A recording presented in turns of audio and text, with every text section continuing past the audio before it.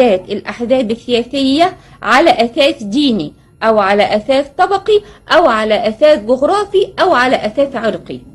يعني لازم يختار بمحايدة تامة، لا يشترط لا دين ولا عرق ولا طبقة معينة ولا مكان جغرافي معين.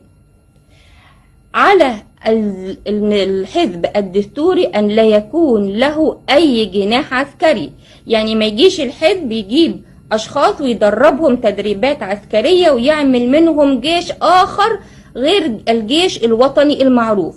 عدم وجود أي تشكيل عسكري لأي حزب.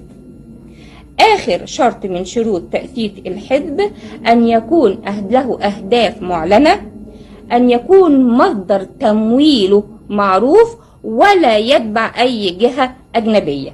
يعني الأهداف بتاعتي لازم أنا كحزب تكون معروفة